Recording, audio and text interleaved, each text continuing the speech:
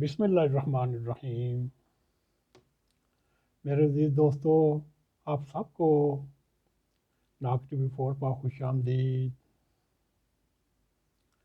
آج ہم اپنے مضمون میں اس موضوع پر بحث نہیں کریں گے یا بات نہیں کریں گے کہ ہم نے مان لیا پاکستان یقیناً ایک اسلامی ملک اور قائد اعظم محمد علی جناح نے اسلام کے نام پر حاصل کیا گیا تھا۔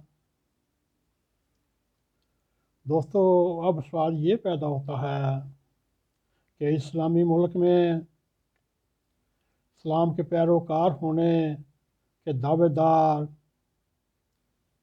کیا کرتے ہیں، کیا نہیں، اور ان کا اسلامی ملک کے اساس کے لیے ان کا کردار کیا ہے۔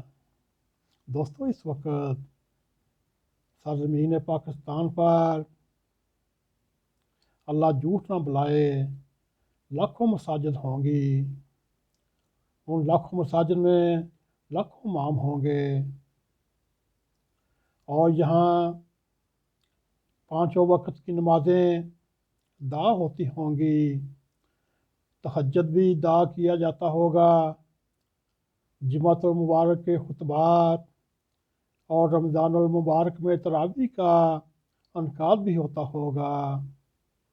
دوستو، پھر یہاں ہزاروں کی تعداد میں مدرسے وغیرہ بھی ہوں گے، یہاں ہمہ وقت لاکھوں افراد تلاوت قرآن مجید بھی کرتے ہوں گے، اور پھر ان مدرسوں میں حافظ قرآن بھی بنتے ہوں گے، اور اس ملک میں 70 سال سے رائے گنج میں تبلیغی اجتماع بھی ہوتا ہوگا، جہاں لاکھوں کی تعداد میں مسلمان اکٹھے ہو کر عبادات بھی کرتے ہوں گے۔ ملک بھر کے ہر چھوٹے بڑے شہر یا قصبے یا گاؤں میں بزرگان دین کے مزارات بھی ہوں گے، جہاں لاکھوں لوگ پاکستانی خضوع و خشوع سے حاجات اور مناجات بھی کرتے ہوں گے، اور پھر نظر و نیاز کا بھی ایک وسیع سلسلہ ہے، اور ملک بھر میں ایک ہی وقت میں 4، 5 یا 6 فرقوں کی جانبی پوری شدت ایمانی کے ساتھ فل لاؤڈ سپیکرز پر دی اور سنی جا سکتی ہوں گی۔ پاکستان میں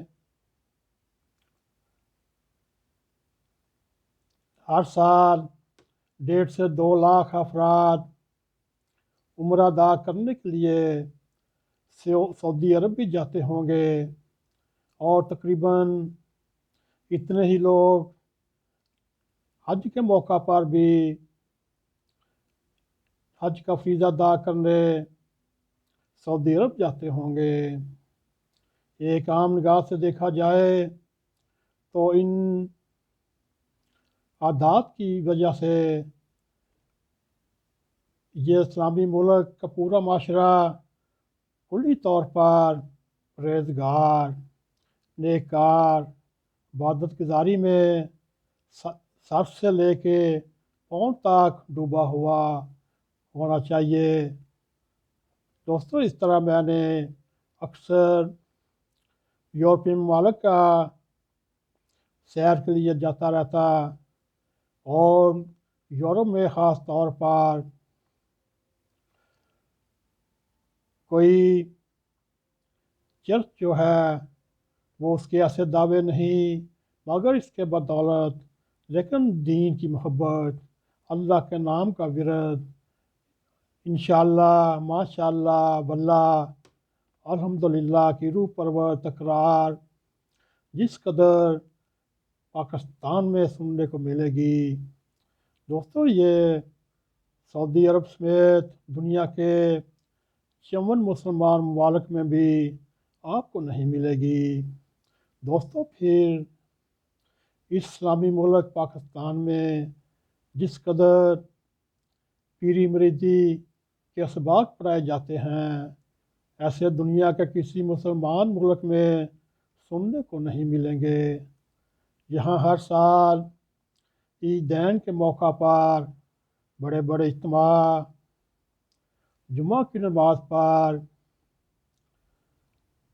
صدہاں لوگ فرزندان اسلام اللہ کے سامنے جھکتے ہیں۔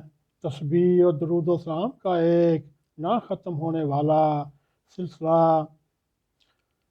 ہوتا ہے۔ ملک کے طول و عرض میں عید المولاد نبی کے جلوس پر کروڑوں مسلمان اکٹھا ہوتے ہیں، اور جس ملک میں یوم عاشور پر کروڑوں مسلمان ماتم حسین میں عزاداری کرتے ہیں، یوں محسوس ہوتا ہے پاکستان میں ایک روحانی فیض جاری و ساری ہے۔ لیکن پھر دوستو ایسا کیوں؟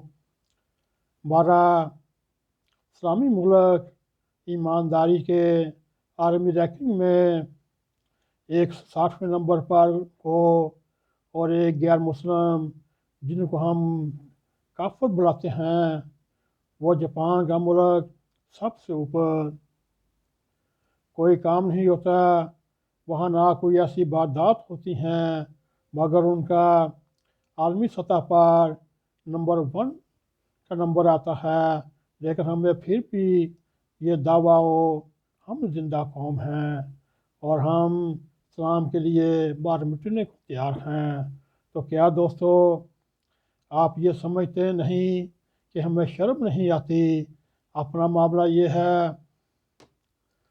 ورلڈ انڈس کے مطابق جاپان، چین سمیت دنیا بھر کے ترقی یافتہ، تہذیب یافتہ اور جدید معاشروں میں سیکولر ذہن رکھنے والے افراد کی تعداد میں دوستو خوشربا اضافہ ہو رہا ہے جس کا آدمی سوچ بھی نہیں سکتا۔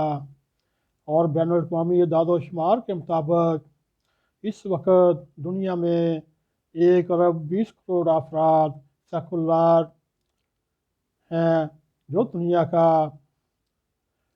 16% بنتا ہے۔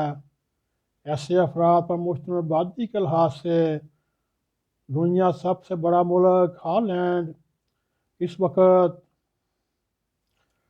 بغیر مذہب ہے۔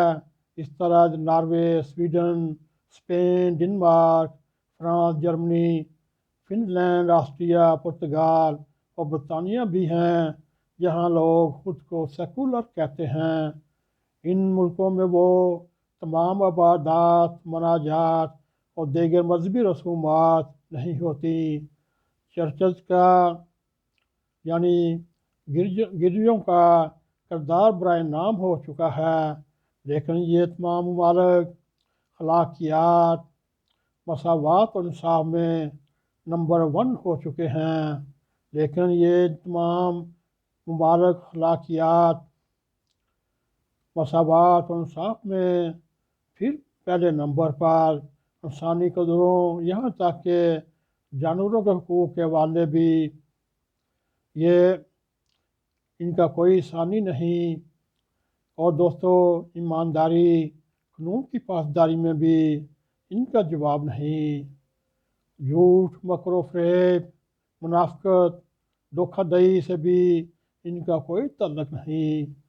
دوستو یہ لوگ نہ تو قبریں کھود کا مردوں کا کفن تارتے ہیں، نہ مردہ خواتین سے بدفعلی کرتے ہیں، نہ کھانے پینے کی اشیاء میں ملاوٹ کرتے ہیں، اور نہ زندگی بچانے والی ادویات میں 2 نمبری کرتے ہیں۔ یہ لوگ گدھا یعنی کھوتا کو بکرا کہہ کر بیچتے ہیں، اور نہ ہی مر چکی مرغیوں کا شوارما عوام کو کھلاتے ہیں۔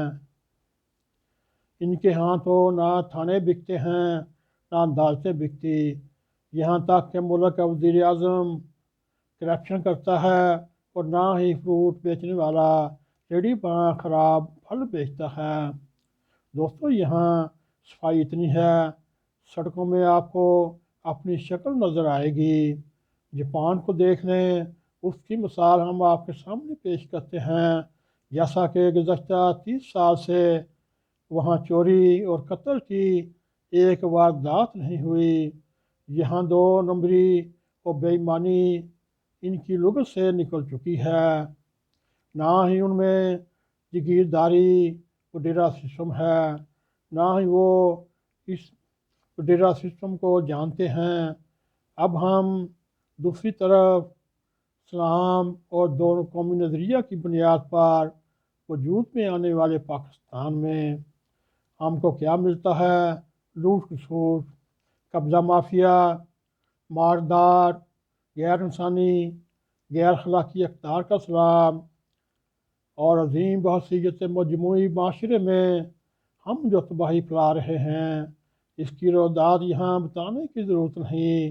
تو دوستو، لیکن نہایتی بغیرتی جیچ پن سے ہم اپنے آپ کو زندہ قوم کا نام دیتے ہیں۔